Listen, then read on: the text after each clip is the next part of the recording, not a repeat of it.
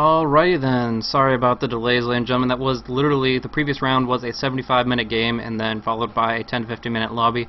Obviously a lot of time wasted, but fortunately that does mean that we won't have too much downtime going on into it in the future. But to start things off, welcome ladies and gentlemen, this is a BlazeCasting presentation bringing you guys a SECS game, and here I have my buddy join with me, Rainmaker. How's it going, man? Dude, it's going great. Just ran back here, 6 flights of stairs, gonna catch my breath for a second, but really excited to be here. Love SECS, love iDota. Awesome, awesome. So going on into the team specifically, we saw Tag take in round 1 in style. Was a little bit wary of their picks at first, but it really worked out with them once they got the team fight composition going. That Enigma getting several really solid black holes off and set up some really good initiation that will go on through. But iDota came out in up against Mix. I think there was a point where it was a 4v5 due to DC, but ended up being a 75-minute game, and now they are finally on into it. So going on into the draft, and it looks like it will be a fun one. But thanks for tuning in, everybody, and we'll get into the game. And hopefully you got your breath back so we can get into the draft. But TAG actually stands for Team Almost Good, which I did not honestly know, but now we do, and we can call them that from this point on. Yep. Again, we're going to see some pretty stable bans right now. Magnus and the Batrider. Batrider, I think, is one of the most important bans right now because it goes and gives you a mid lane. Bat can jungle, he can long lane, but I think his most devastating role is when he goes mid because he can shut down a lot of heroes. Invoker just can't lane against a Batrider. Queen of Pain doesn't have that favorable matchup that you assume. All the other heroes, like say a Tinker or a Storm Spirit, don't do well either. So, just a solid ban. Magnetar, I think we saw this ban from Tag previously as well. It goes and gives a lot of teamfight presence, a lot of AoE. While in the last game, Tag did have a big AoE composition, I can see why they would be afraid of this. Once again, that first pick, that Bounty Hunter. What do you think about this? Do you think Bounty Hunter deserves that? It should be in the ban stage? Because we've been seeing Darkseer beating the 4th ban both games. And this is actually surprisingly similar to the first match. Yeah, it's almost identical in the bans and picks coming on out. I'm not sure. I'm assuming Batrider was also. Yeah, I almost think this is 100% identical what has been drafted up here today. But I definitely agree with the Magnus and the Darkseer bans, both of them just synergizing way too excessively with Sven, with his God Strength and Great Cleave, and the Stormhammer as well. Just so much AoE damage that can go if you get any one of those two initiator heroes along with the Sven. He can just go nuts with that AoE damage. But Bounty Hunter, like you said, is not to be ignored. He definitely adds a lot to the team with the gank metagame going on through. As soon as he hits 6, he can roam, he can put out a lot of pressure, find targets to pick off, get a lot of mobility with the track, and then of course the main benefit, getting the gold for the teammates. And now we see a lot of supportive pickups going on through. Rubik and Jakiro will help solidify their early game, whether Rubik goes for the solo mid or decides to lane with Jakiro in a tri-lane situation. But one way or another, the Jakiro is really good for long-range stuns and a very, very powerful magic damage low aspect, so he's really great in lane, and I think that was really important to deny that from the Undying, because Undying Tombstone on top of a Jakiro is very painful. But wow, these are almost the exact same picks and bans going on through. This is pretty much identical. Yeah, the Rubik was banned out in the second phase in the previous game, but besides that, this is about the same. I really like what Tag is doing in this game. The Rubik and Jakiro are giving a huge amount of presence in the fight, great stuns, great the minus damage, the spell steal, you know, stealing a Tombstone, stealing a Decay, it's huge in a fight. And, you know, Sven, now that you're going to be getting levels in that work, right, he will be popping it pretty much all the time, but if you can go and pick up that Stormbolt, it's honestly a better spell on Rubik than it is on Sven. He's going to be doing the Rubik. Okay, if he catches 2 with Stormbolt, if he can telekinesis immediately after, it's a lot of presence, and that's telekinesis plus Jakiro's stun. The telekinesis guarantees that Jakiro's stun will land, since the new mechanic will have it hold for a second, and then when they land back down, they will get immediately stunned by the Jakiro. So, good synergy there. I absolutely agree there, and I think Rubik is definitely going to have a heyday with a lot of these spell steals. I mean, Tombstone being powerful, Flesh Golem, if he's durable enough, he can definitely benefit a lot from that, but like you said, the Stormhammer being one of the better spells for him to pick up, big AoE stun, follow that up with telekinesis. I mean, there's just really a lot of good potential for a huge amount of burst damage coming through with that, and of course, Queen of Pain, can't count her out, her Blink, her Scream, and her Sonic Wave, all really great steals as well, but I definitely think they want to prefer to go for a solo mid Rubik, based on the fact that Nullfield will be really, really good against that Quap. He's perfect perfectly fine in the 1v1 matchup up against her, and then later on when he gets that beneficial experience, gets past level 9, he will be putting points in that null field, which will give a lot more AoE magic damage mitigation for his entire team, which is really, really important early on. But a lot of interesting bans coming out. The Chen kind of stands out as a little bit awkward compared to a Chaos Knight and Luna. It's not really going along the same lines, but just something they don't want to have to deal with. Maybe Enchantress could be an option, but I don't think so. We have so many squishy heroes through the Bounty Hunter, Rubik, and Jakiro. They're going to be looking for something more durable, some more heavy-duty initiation that will be able to go in and tank up a bit of damage there. But the Wisp, Disruptor, and Leshrac bans coming out, I do really like those. Just they're 3 supports that work really, really well with Sven in a tri-lane next to Undying, so that's something they didn't want to have to deal with, and good decision in my mind. Yep. Once again, there is no way for iDota to go and pick into... Well, at this point, they can still pick into a VS to get rid of the black hole, but if an Enigma goes up on tag, they're going to have kind of similar problems as the previous team, whose name I'm terribly forgetting, had last game. Because all these heroes, if they get locked in for 4 seconds, the amount of AoE from just the Jakiro and the Rubik, it's not quite as much as they had last game with the Gyrocopter and the Queen of Pain, but it's enough time for the Macro Pyro to do a ton of damage, for Fade Build to do a lot of damage. It sets up the Jakiro stun really well again, so I would not be terribly surprised to see an Enigma and then a carry. Yeah, it definitely could work. I mean, the jungle setup does distribute the experience a lot, and if iDota is not able to put out pressure on that Enigma early on, when he's at his weakest, levels 1 through 3, then they can definitely come out on top, especially if they go for an aggressive tri-lane. But a lot of, like I said, a lot of good supports banned out for that aggressive tri-lane, so I'm not sure what they have as far as options go. Maybe a Shadow Shaman, a Shackles on top of the Tombstone could be pretty solid, but the Faceless Void from Tag is a very, very interesting pickup in my mind. Definitely shows they want to go for more late game type things. Bounty Hunter can semi-carry decently well. Rubik, if he can get a Pipe of Insight or be on the same team as somebody who has one, with that null field going on, they'll mitigate so much magic damage, it'll be just a... it won't be anything to them. I mean, they won't bat an eyelash at it. But Faceless Void, being one of the harder carries in the metagame right now, it still has a lot of potential with that Chronosphere for early game fights, but really wants to get some big items to capitalize on it. But the Venomancer pickup from iDota makes it's Undying and Venomancer go hand in hand to really control that lane. So I'm thinking that Tag almost has to opt for a tri-lane where they're going to not have to worry about the Sven Undying Venomancer. Maybe go for an aggressive tri-lane on their own in a way to make their Faceless Voids more secure, because 3v3 is going to be really rough on them, but because of the fact that Venomancer Undying is just so strong. Okay, they're going for the Enigma. I was actually agreeing with you. I thought they'd maybe go into something like a Witch Doctor, which synergizes really well with Chronosphere, the Jakiro, but they're going for Enigma. They're going to trust in the fact that the Jakiro and the Faceless Void will do well enough against this tri-lane, which, you know, that's going to be difficult. But the difference between this game and last is they do not have that follow-up stun in the form of the Leshrac, and they don't have the Invoker. So there might be enough time for the Void, who has his Time Walk, to go and get out of the fight. And a Night Stalker. Wow, that's very interesting right there. Did not expect that at all, but that definitely adds another bit of aggression to iDota's lineup. One thing I'm looking at for Team Almost Good, they really are relying so much on that level 6. They're wanting Rubik to get some Spell Steal action off. They want Enigma to be running around with that Black Hole available, having that threat in that fashion, as well as Chronosphere and Macro Pyre combined together, and of course Track. Every single one of their ultimates are going to be very, very important for their team fights, and I definitely think that if iDota wants to get an early lead through the laning phase, I definitely think they have the heroes to do it. Queen of Pain, I guess she'll be going for the off lane, so that would mean a solo, for a standard 3-1-1, that would be Queen of Pain on the bottom lane, with Night Stalker in mid, and then we have Sven, Undying, and Venomancer up on the top, but I don't think that's what they're going to do. I think they're going to go Queen of Pain safe, and have an aggressive tri-lane on bottom, trying to shut down the Faceless Void, now that they have the Enigma picked up. Yeah, I would definitely agree with that as well, because you can't just let, even the Jakiro will do a good enough job going and keeping the Queen of Pain back, and you can't let this Faceless Void farm. I'm pretty sure, however, we won't be seeing the standard Battle Fury build out of this Faceless Void unless he gets complete free farm, because he won't have enough time to really get that going. We might see something a little bit more still aggressive, maybe a Mask of Madness, maybe just a fast Midas into Lightning Hammer, Maelstrom, like we saw in DreamHack recently.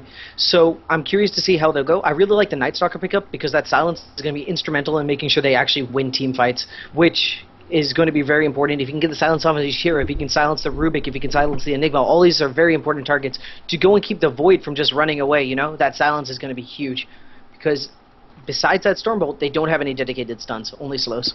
I completely agree with that sentiment. I think Night Stalker is going to have to do a very, very good job of making sure that that Crippling Fear is on the right target, because there's so many good targets for it, locking down the Enigma, the Jakiro, or the Rubik, but if you want to net a kill on that Faceless Void, you're going to have to silence it up.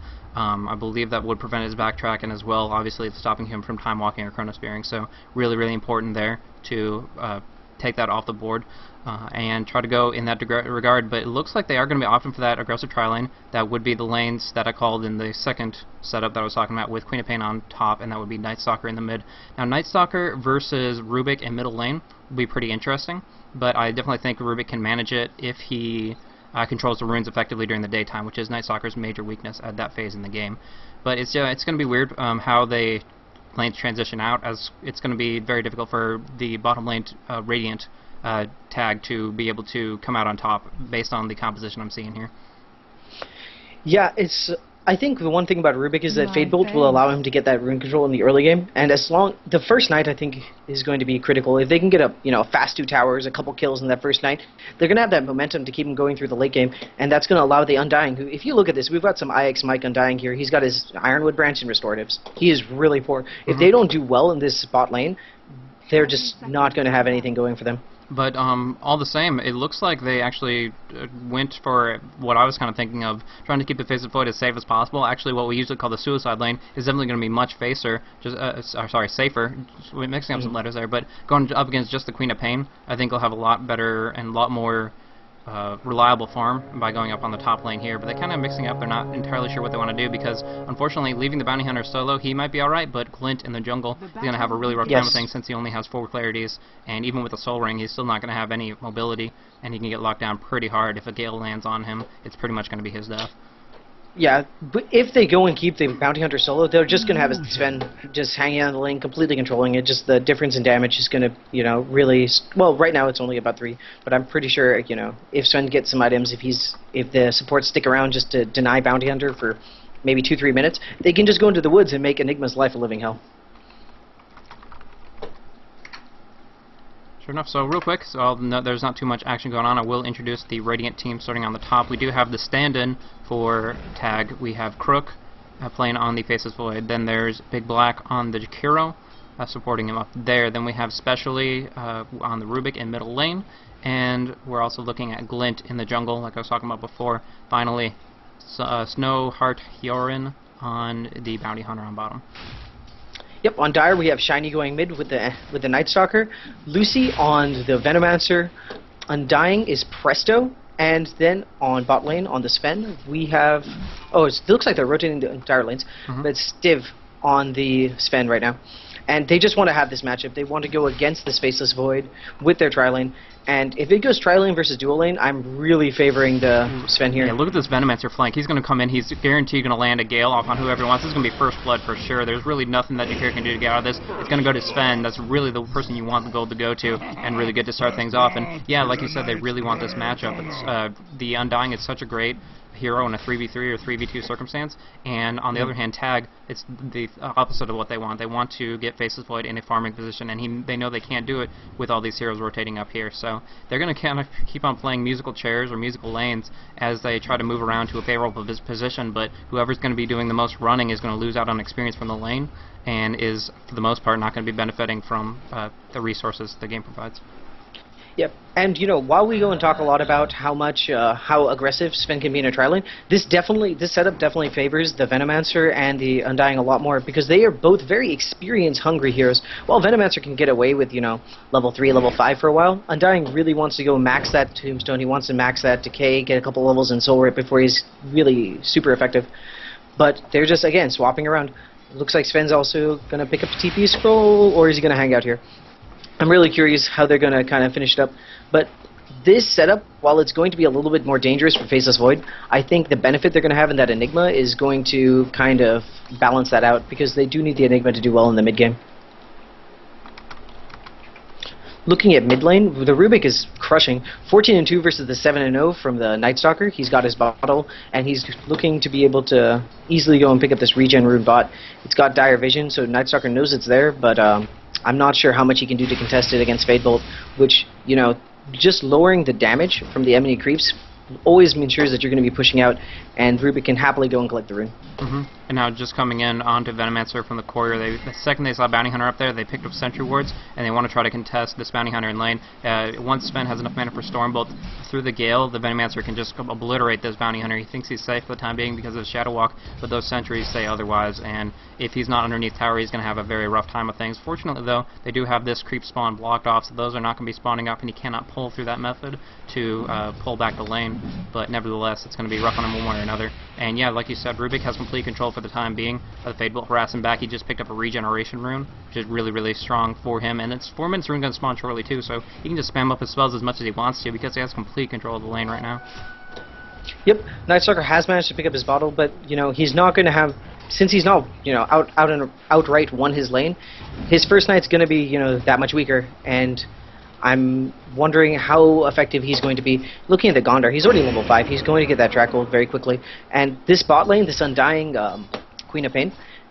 This is a very non-standard lane, but basically what's happening here is they're not putting a ton of pressure on the Void, but they're splitting farm. What's up?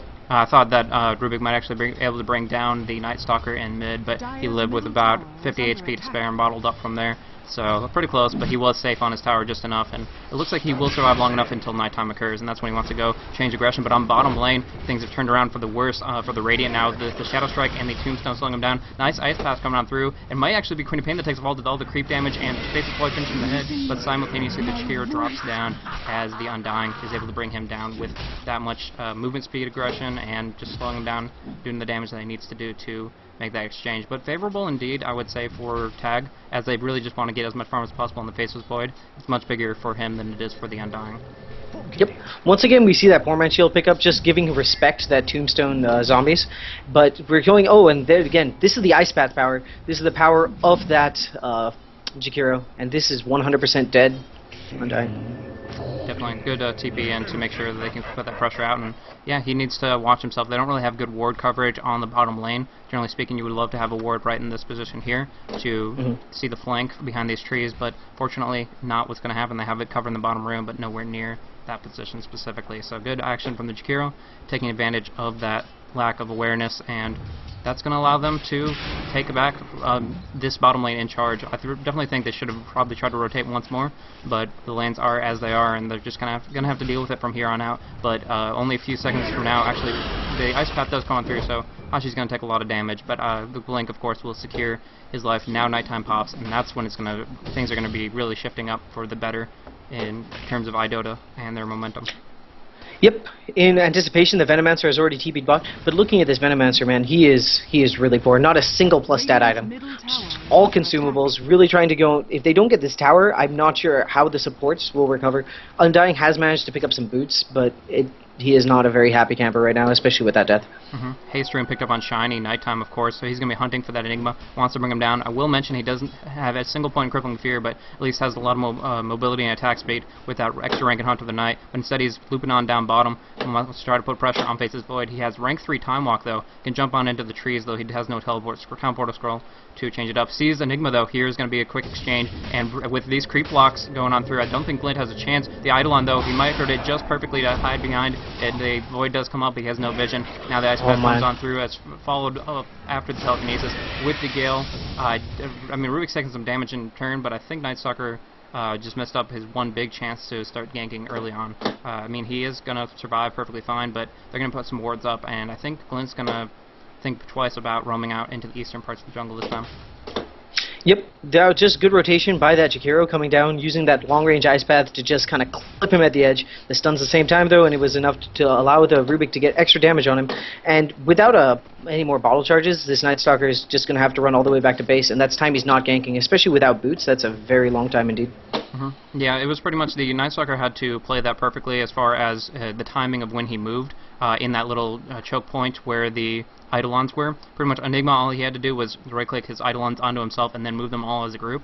But if the Night Stalker had taken that small window of opportunity to move in between the two, then the Glint couldn't have done absolutely anything until Rubik showed up with the Telekinesis. But one way or another, for better or for worse, it is 2-2, and Radiant need to pick up some aggression if they're going to be capitalizing on this hero pickup with the Night Stalker, who is getting pressured quite a bit on the middle lane. Yeah, one good thing for the Dire is the fact that their Sven is farming quite well, sitting at 36 creeps in 8 minutes, it's pretty phenomenal. And he is, sorry, 8 minutes. So it's good farming, nonetheless, especially considering that the Faceless Void is only at 25. But with that kill, I think it's going to be just enough to go and keep the Faceless Void in the game. And Faceless Void is by far the stronger carry. However, he has gone for maxing Time Walk, which, you know, makes sense given how defensive he had to be, but that means his Chronosphere, the extra damage from the Time Walk bashes, is not going to be as significant, so they're really hoping just to get more and more levels on this Faceless Void. Very true. And while the Faceless Void keeps on rotating on through... Oh man, bot lane? Bot lane, a lot of aggression going on through Ice Path, and that was a track kill, so definitely Rubik paying for... Actually, no, Rubik getting the kill on Queen of Pain. She got picked off before she could blink out, I presume, and was able to get knocked out there. Yep, the track Janata and immediate Ice Path. Great coordination by the Radiant. They got that kill really before the Queen of Pain had any time to do anything. Night Stalker's gone back mid, managed to farm up boots, but you know, there's not that much night left. So one thing I want to hit on is Queen of Pain's experience per minute. Holy crap, she's only level 5. That's not where she wants to be at, as she was trying to solo up, but they kept on rotating the supports in there. Won the lane to an extent, but 2v2 they actually lost a number of times in kills, deaths, and now she just has nowhere to really farm. But sorry, I was kind of interrupting you there. What were you talking about? No. Oh, it's fine. I was just mentioning that, you know, Queen of Pain, the blink animation, it's just long enough that if she goes and gets Janata and the Ice Path is premeditated, she's going to get stunned down and she's going to get killed because she just doesn't have enough levels, as you were talking about. They might lose this tower, though, because it does not seem that Radiant is looking to contest it. They're moving in with a Black Hole and a Gondar, but I'm not sure that's going to be enough. Yeah, I mean, the Black Hole needs a lot of follow-up damage, and the Bounty Hunter only has a single target to provide. Actually, we're going for rank 4 Janata and rank 1 Shuriken, so really not too much there. And of course, the Tombstone adding in some extra damage across with the zombies, as well as fueling Soul Grip if he had put any points in it. But instead, they're just going to push this down really, really rapidly. They don't have any like armor auras from Basilius, but they have enough from the Plague Forts to do a lot of damage there. So a couple spells coming out of Tag, but they really don't have much more than to try to deny it with the Eidolons, which they do manage to do. Really good action from Enigma. Glint able to pick off that tower last hit and denying half the gold as well as the bounty that would have been provided. Wow, Pig Courier is on really low life, and I guess he ran into a little bit of trouble, but he will be waddling back to base in just no time at all. Yep. And that's a huge loss for the Dire because they really need that gold. That's about it. You know, that tower is pretty much all they could get, given that this Night Stalker had a kind of unfortunate encounter in the woods. So they look like they're going to go on Rubik, but you know, he's just going to walk away with a Regen Rune and bottle. So we see once more Stiff picking up Drum. Interesting that he hasn't put a single point in Warcry just yet. He wants. I'm probably going to pick him up simultaneously so he can get the Warcry and the Drum benefits and just stay extremely mobile on the map. I probably would say rank 1 Warcry would be beneficial earlier on in the stats, but one way or another, once he gets that Drum, he will have a lot of attack speed and movement speed to provide to his allies to stay on top of things. And I mean, do you think about Night Stalker once he picks up rank 4 Hunter of the Night with Drums and Warcry going on through, there's nothing going to stop that guy. Though, one is going to try. It looks like Rubik with the Fade Bolt will be able to finish the job in solo mid. It's just a nice little 1v1 duel going on through. Night Stalker buyback immediately. He wants to make the most of this nighttime, but it did cost him his phase boots for the time being. On the top lane, we see that Void has picked up that Midas, and this is, it seems a bit late, but oh, it looks like they're going to go on him. Is there silence? They don't have the silence. They're not able to bring him down, and that was unfortunately, the Crippling Fear not picking up that skill. It cost them that kill, I believe. Yeah, although, no, they would have definitely killed him just due to dodge strength autos, but this Void is going to be pretty happy here. Going very aggressively on this spin, and I'm not sure. Well, with the Jakiro there, oh no, there is a track involved, but that stun was enough to go and stop those plans. But while this Midas seems pretty late, it's fairly well timed. It came in at about 11 minutes, and it's kind of a concession to the fact that he might not be able to hit creeps 100% of the time. So when he is able to get that extra bonus gold, it's going to really supplement it. And Void, he's not going to mind two Gloves of Haste worth of attack speed.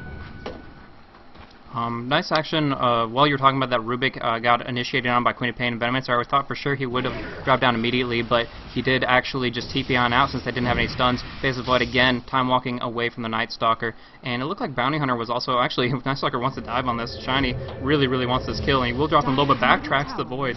He won't even be dropped down to low HP levels, and now Hashi taking a lot of damage. The Enigma stun doing just enough to force him into a position where he gets dropped down by the Bounty for another track kill, giving more momentum to Tag.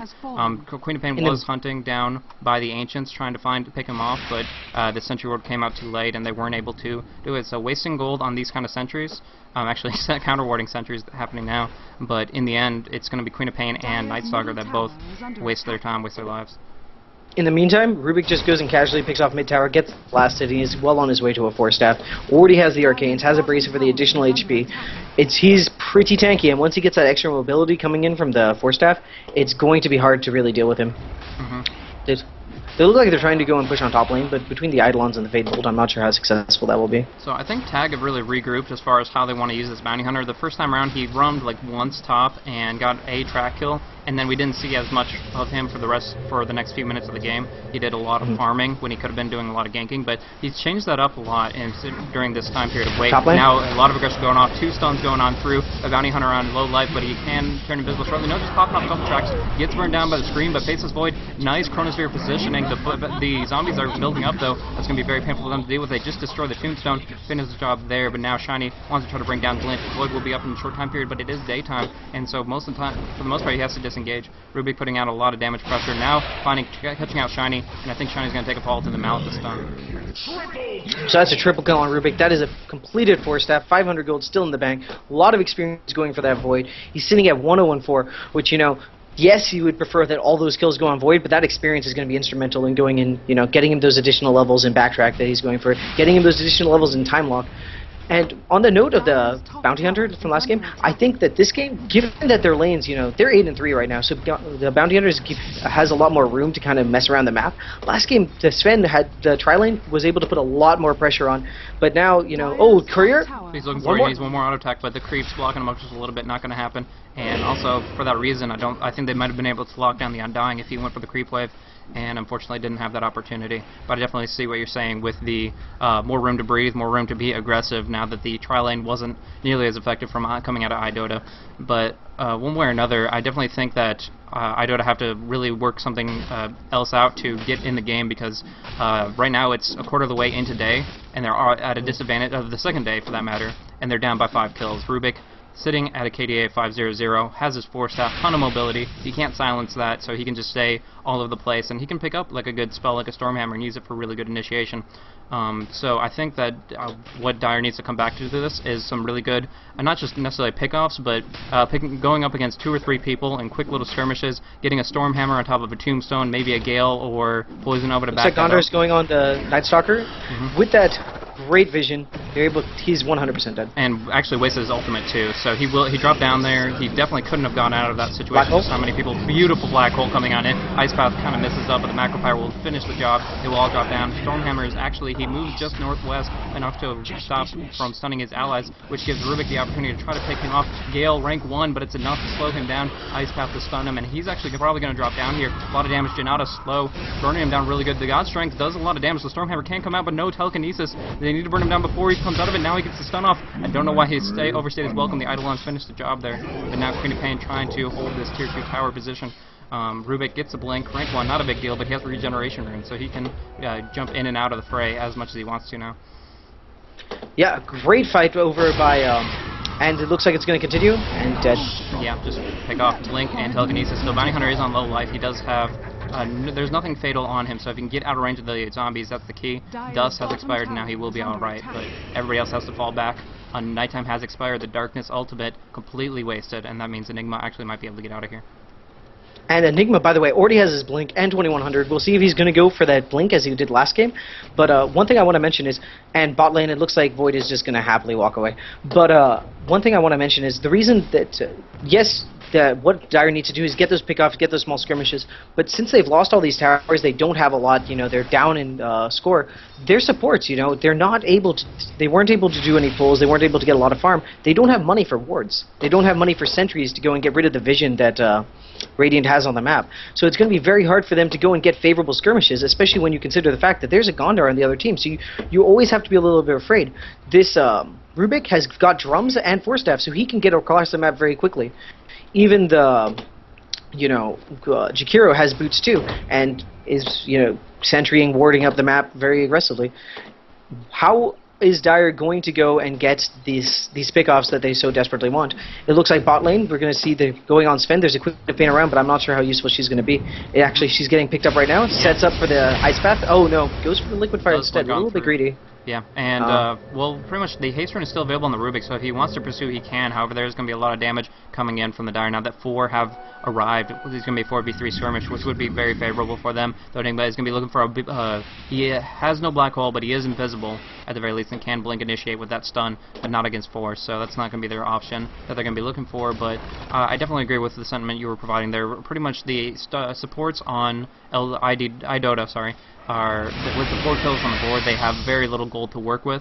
On the other hand, the Radiant, not only with the bonus assist gold that was in 6.75, but also with those tracks on most of the kills, you can just see the overwhelming amount of gold that they have on their entire team. Also, their supports are getting quite a bit of GPM, and with that you see the Enigma picking up the Blink Dagger, the Mechanism, those kind of things you wouldn't see normally until about 25 to 28 minutes in the game. So he's very happy with the amount of gold he's gotten really quick Mechanism, and now they're pushing not only the tier 1 they took down, but now looking for the tier 2. Yep, and whether they get this or not, really they're just buying time for the Void to farm, and he has hit that, 100 creep kills.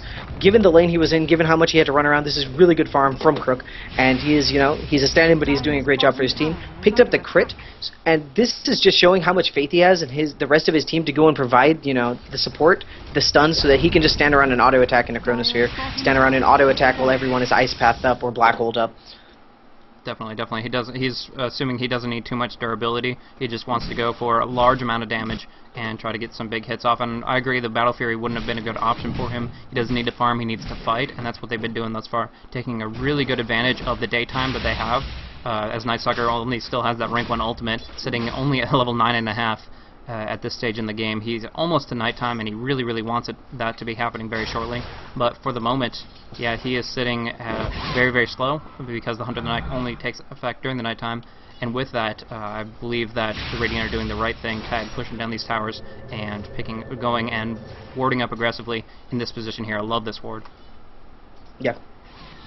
Now, it's about to be nighttime, and, it's just not that scary. Because all Nightstalker has, he's going for an urn. He is going to have around a 23-minute urn.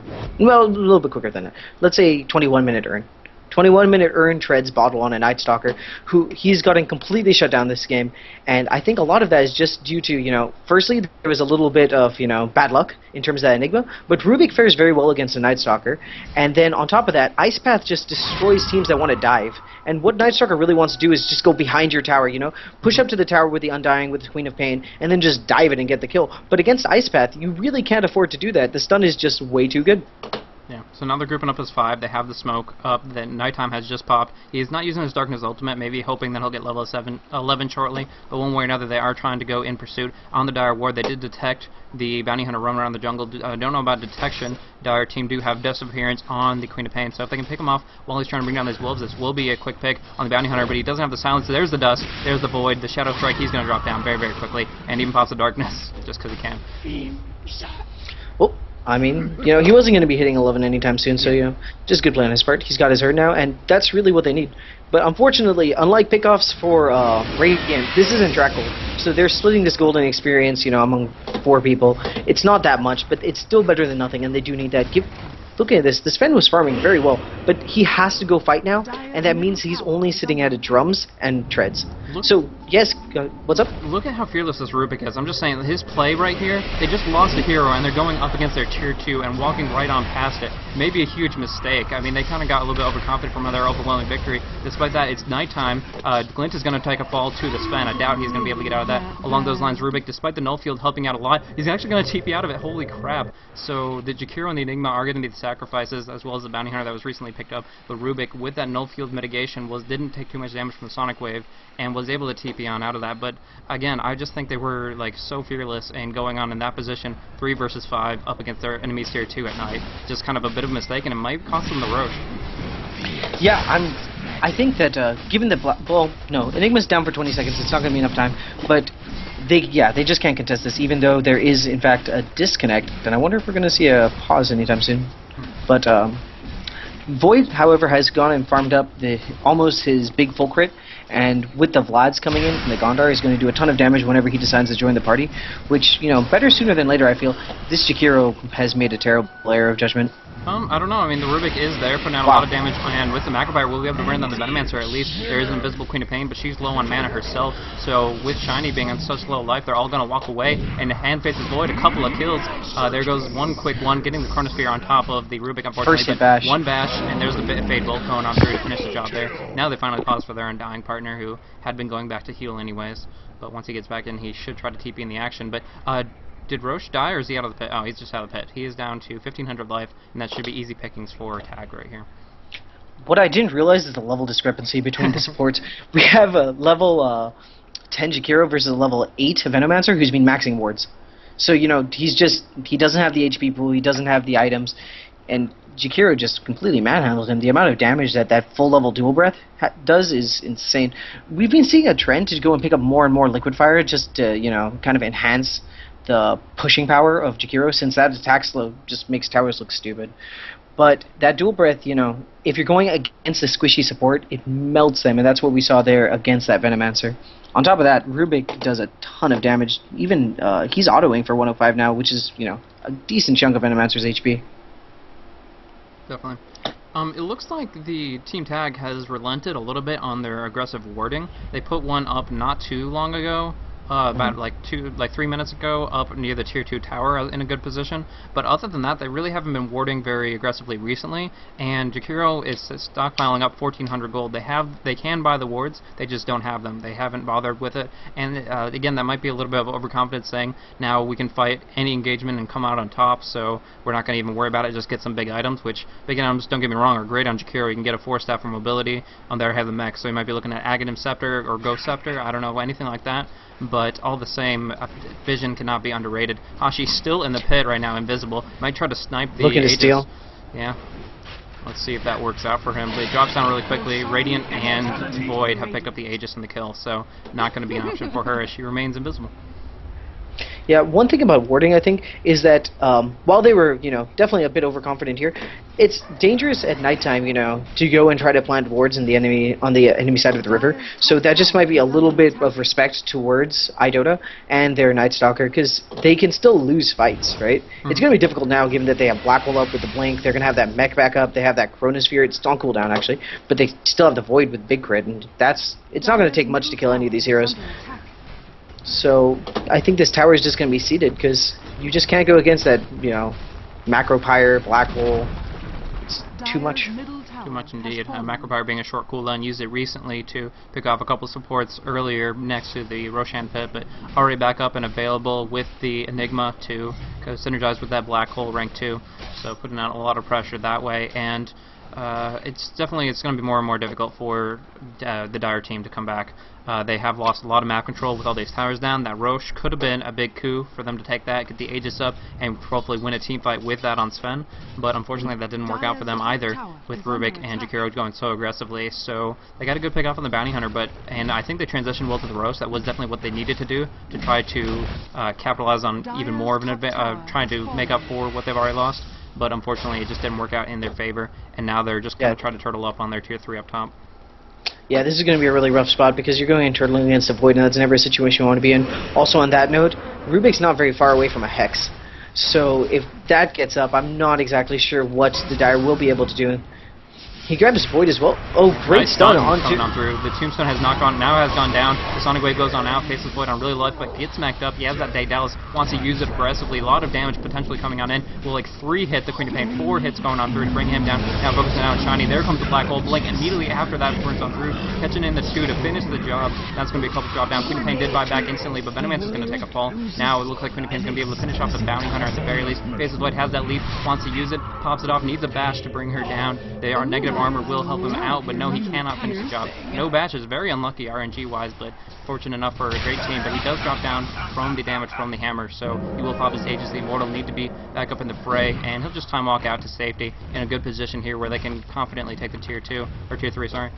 But they're actually falling back the timing. The supports are low on health and mana, and they don't want to throw away what an advantage they already got. There were a number of buybacks popped there, and they are kind of just going to try to take that and leave it, but Sven taking a heck of a lot of damage, bashed up underneath the ice path, just so many good ways to long range initiate and burn him down really quickly at range. So Queen of Pain on the back end, at least able to bring down the Enigma, and now actually bringing down everybody. GQ on really low life, Yaled up, zombies everywhere. Shiny might take a fall, no, too much mobility. Rubik, very aggressive, tops the urn, but the bottle goes on through, and he won't be able to finish him off. 13 HP remains, and it looks like Rubik's going to take a fall, though it looks the Faceless Void was able to bring down the Queen of Pain at the very least. That was a while ago, actually. The Bounty Hunter trying to finish the job on the Night Stalker silence, so he cannot shuriken, really wants to, but out of range now as nighttime gives him that much more mobility. Crook just going to town on this Undying, but so many decay stacks. He had so much strength steal, and actually kept him alive throughout that fight. Yeah, that was, I suppose, the best fight you can hope for if you are Dire. But at the same time, they exhausted all their buybacks. They're really low on gold, and again, the Gondar just like survived through, so that's a lot of track goals again for the team. This Void, you know, he's not like, he can buy whatever he wants at this point, to be honest. We might see some lifesteal to, like, you know, kind of stack with that Vlad's aura. We might just see him go straight for Butterfly at this point, and that's going to kind of really tip the fight, because we already saw how much damage this Void's doing. If he goes and picks up an Eagle Song right here, it's going to be very difficult for and it is an Eagle Song. It's going to be very difficult for the Dire to go and deal with him in the future. Do you think he needs to pick up some lifesteal to kind of take advantage of the amount of damage he's dealing? Because of course he has a lot of benefit from the damage. Once he gets that Butterfly, not only will he have the large amount of evasion on top of his backtrack for effective HP, but of course he'll have pretty high armor just for the agility. So do you think he needs the lifesteal to sustain that, or will he be getting a tanky item after he picks up his Butterfly? Yeah, I'd probably just go for BKB in this case, because then they just can't stop you and you can go and take a Rax. Like, he's going to be at a 10-second BKB, and if you can't go and kind of kite him with Gale, if you can't go and do any damage to him from that Queen of Pain, Void's going to stop, Stun's going to stop. There's no really way to deal with him. Plus, the amount of armor and evasion he'll get from the Butterfly is going to make that Sven kind of mitigated. So I would say that BKB would probably be the item of choice, given that he is getting some aura from the Vlads already. So he has some lifesteal. Oh my god, 1023. Well, 1023 crits, it's a lot. Yeah, that'll like two-shot you there. So actually nice engagement coming in from Dire. They get a nice stun off Jakiro on really low life. The Tombstone building up on Jakiro, try to bring him down. The Macropyre is doing work. There comes a nice Chronosphere. Faceless Void has no lifesteal, but it's just delivering so much pain, trying to bring down Presto in the process, and he will manage to do so. So much crit, so much bash, and ultra kill for Faceless Void. Chronosphere plus double damage, you don't really need to go and have any lifesteal, because they're going to be dead before it goes out, and that is game. Yeah, I mean, you don't come back from a, 28-minute Daedalus, Eagle Song, Midas, Faceless Void, level 19 with a double damage rune. Damn. So he definitely won that fight, get carried, standing Crook, filling in for Tag, and did very, very good work as he finally got his farm up. It had a little bit of a rough start, same with that Gyrocopter last game, but in the end he came out on top, a really good amount of GPM. The last hits was 181, 9-0, and 6, and well played to them. So Tag will move on. This is a double elimination tournament, so iDota will drop down to the losers bracket, and we may just see them again if they can persist through that bracket, but we will keep an eye on Tag as they move forward. Yep. One thing I'd like to say about Tag is they are their carries, both games have kind of been oppressed in the early game, and they just do a great job recovering and finding space for them to farm. Their mid lane does well. They go and have the Bounty Hunter to go and kind of solidify that. I think they're very comfortable kind of playing this style where they're like, yes, okay, Sven's very good. You're going to give me an aggressive trial lane. My carry's not going to get a ton of farm. I'll just win the other lanes. I'll just have a Gondar that's going to be really, aggressive around the map and get some ganks off. It might take a little bit of time, but, eventually my carry will get farm, and you'll still be on a Sven. You see at the very end of that, Rubik picking up a Dagon forward just to add a little bit of salt on the wound. But, yeah, didn't really have to worry about that too much, as they just have so much darn burst and survivability with the mechanism and the null field taking in a lot of damage, and then of course Faceless Void delivering it on out, playing the pure carry and just showing us what he can do with that farm. So really good action from them, and that's going to be their win as they move forward on to the tournament to round 3. This was a BlazeCasting presentation. If you're on my YouTube channel, you can for VODs, you can check out my Twitch channel when I do live stream these tournaments or other different guides and events. Also, if you're on my twitch.tv, feel free to check out my YouTube channel.com/BlazeCasting. So both of those under the same name, but also got my buddy Rainmaker here. I don't think he has any active channels, but still very fun to cast with him as often as possible.